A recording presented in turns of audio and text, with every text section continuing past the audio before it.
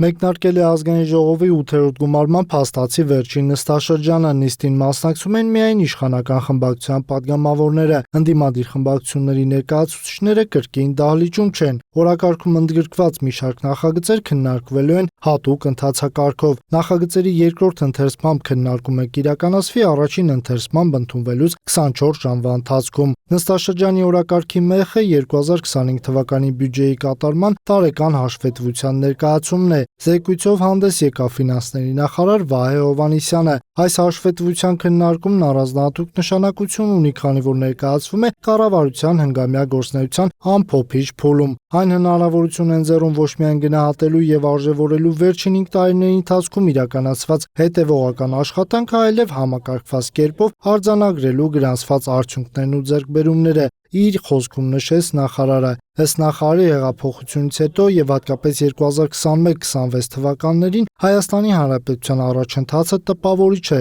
եւ նշանակալից։ 2025 թվականին Հայաստանն ունեցել է 7.1% տնտեսական աճ, իսկ 2021-25 թվականներին արձանագրվել է միջինում 7.9% տնտեսական աճ։ Այս ընթացքում մեկ շնչին բաժին ընկնող հնան կրկնապատկվել է $4,750 հասնելով գրեթե $9,500 մակարդակի։ Հովհաննիսյանի հավաստմամբ առաջիկա տարիներին կառավարության նպատակն է լինելու Հայաստանի Հանրապետության պետական պարտքը նվազեցնել 45%-ից ներքև։ 2025 թվականին կառավարության պարտք հնայածուցանիշը կազմել է 47.2%,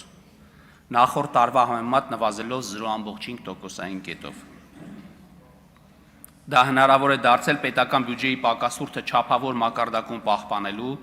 ինչպես նաև մակրոտնտեսական կայուն միջավայր ձևավորելու շնորհիվ։ Պետական բյուջեի պակասուրդը կազմել է հնա 3.7%, պլանավորված 5.5%-ի փոխարեն։ Հաջորդիվ Հայաստանի Հանրապետության փոխվարչապետ Տիգրան Խաչատրյանը խոսեց երկրում իրականացված բազմածավալ ծրագրերի մասին։ Առանձնահատուկ անդրադարձ կատարվեց Ղարաբաղից բռնի տեղահանված հայրենակիցներին ուղղված սոցիալական ծրագրերի իրականացման ուղղությամբ տարված աշխատանքներին։ Միայն 2025 թվականին այդ ծրագրերի իրականացման համար պետբյուջեից հատկացվել է 45 միլիարդ 700 միլիոն դրամ։ Փոխվարչապետի խոսքով 2023-ի սեպտեմբերից ի վեր այս ուղղությամբ կառավարության կողմից իրականացված ծրագրերը թույլ են տվել ոչ միայն արդյունավետորեն կառավարել ճգնաժամը, այլև ստեղծել են հուսալի նախադրյալներ հրատապ աջակցությունից սոցիալ-տնտեսական ինտեգրման անցում ապահովելու համար։ 2025 թվականին առաջնային է համարվել բնակարանային լուծումների, ինչպես նաև սեփական աշխատանքով արժանապատիվ բարեկեցությունը ամրացնելու նպաստող ծրագրերի իրականացումը։ Մասնավորապես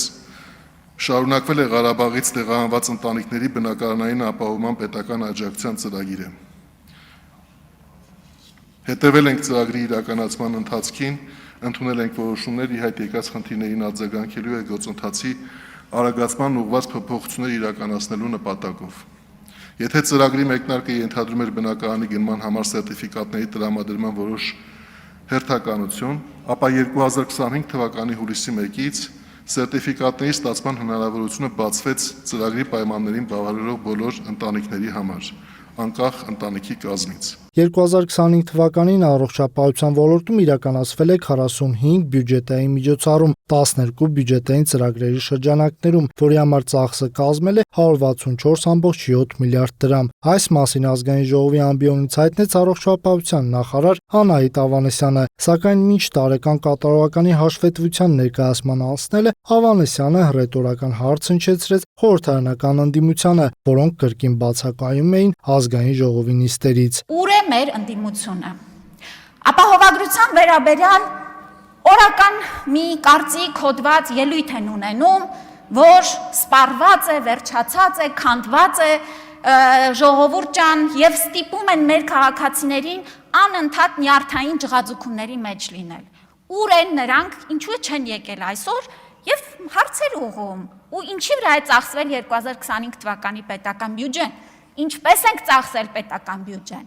Չեն գալիս, չեն հարցնում, որտեվ իրենք էլ հստակ գիտեն, որ բացի կեղծիք տարածելուց ուրիշ արգումենտ դիտարկում չունեն։ Հավելենք, որ փաստացի 8-րդ գումարման 11-րդ նստաշրջանի վերջին նիստերի օրակարգում ընդգրկված է 54 հարց, որոնց մի մասը քննարկվելու են առաջին ընթերցմամբ հատուկ ընթացակարգով։